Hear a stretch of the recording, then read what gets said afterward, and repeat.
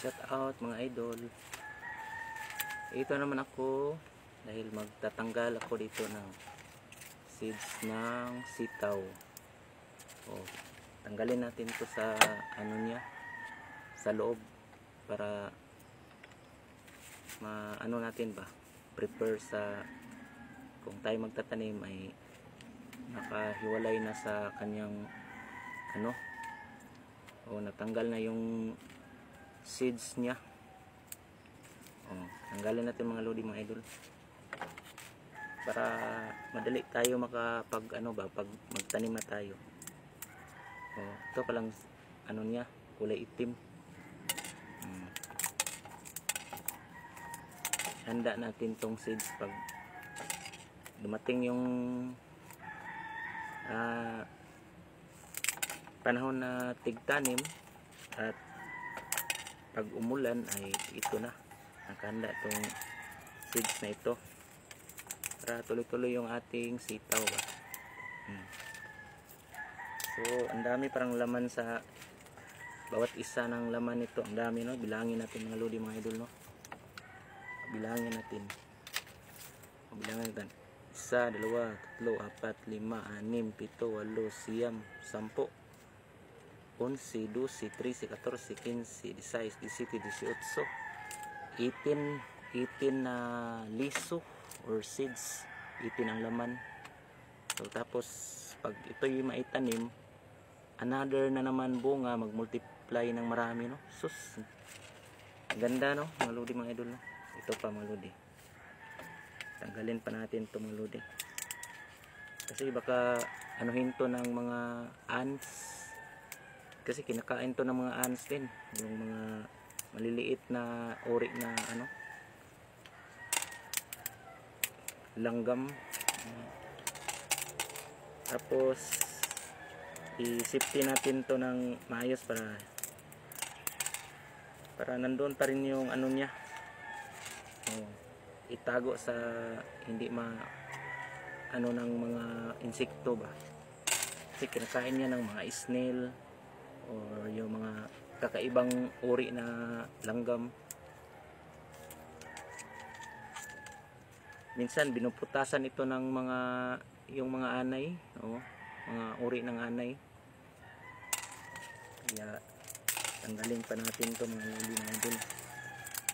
Ito ang bunga ng aking sitaw, nagkaroon na siya ng ganito kasi hindi ko na bantayan na tumanda na pala yung ibang sitaw, kaya ayun, hindi ko na kuha kagad, kaya ganito ang resulta. Kaya okay lang kasi may panibago naman akong itatanim ito. Handa lang muna natin to, pagdating ng panahon ay ito naman ang pagkaabalahan ko sa taniman mga idol. So ang dami na no, ang dami na. Ito pa mga idol.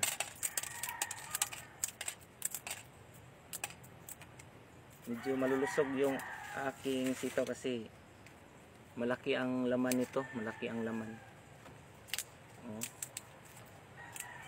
Ang laki, tingnan no mga idol, ang laki, kulay itim. May pangalan ito, i-search ko muna kung anong pangalan nito. Mukhang nandito yata yung pangalan niya dito. May pangalan yung anong uri ng klase na seeds na ito. Ito yung mga binhi ko na galing kay Papa to.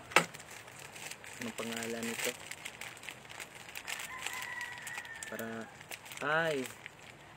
Polisitaw, Paul or Polisitaw, yun ang pangalan niya. Vegetable seeds. Meron ding okra dito, yung meron ding hindi ko makita, patula, merong patula. merong ano pa, hot pepper. Meron pang binhi na hot pepper dito.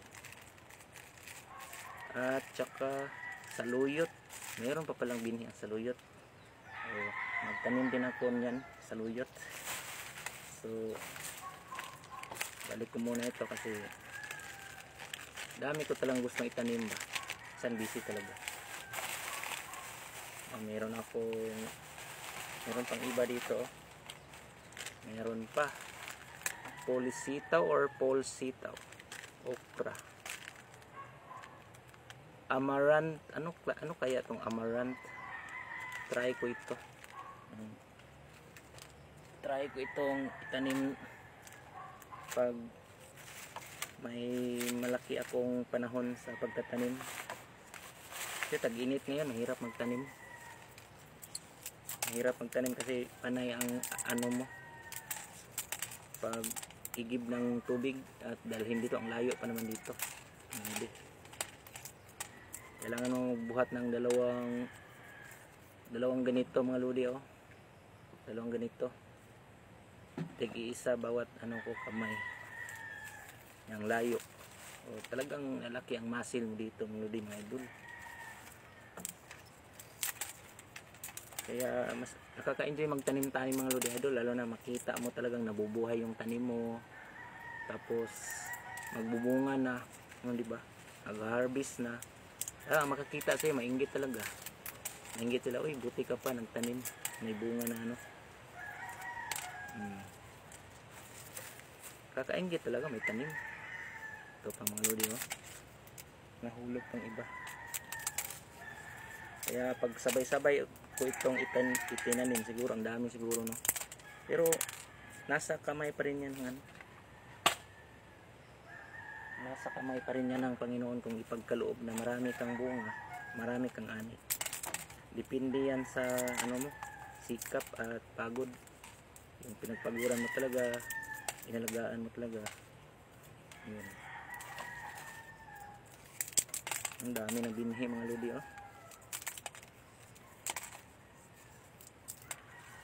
kakatuwa talaga, nakaka-enjoy magtanim kasi yung gumagana yung isip natin, gumagana. Dami pa dito mga lodi, mga idol, no? Dami pa, hindi ko pa matapos mga lodi, mga idol, Kaya pag mayroon akong sitaw na hindi ko makuha, iniipon ko na lang kasi maging ganito din pag pag hindi ko maabutan ng pag-harvest, matanda na. So iniipon ko para may pang similya ako. So hanggang dito na lang muna ang aking video mga lodi, kasi ang dami ko pang tatanggalin dito. Dami pang tatanggalin. So see you on my next video na lang, at ipakita ko kung pag mabuhay na itong sitaw at yung eggplant na yung mga binhi. Tapos ipatubuin ko muna doon sa may yung parang box na may laman na lupa. So see you on my next video mga idol. Salamat sa panonood. Paki-heart, paki-like lang. And God bless you all. Bye bye.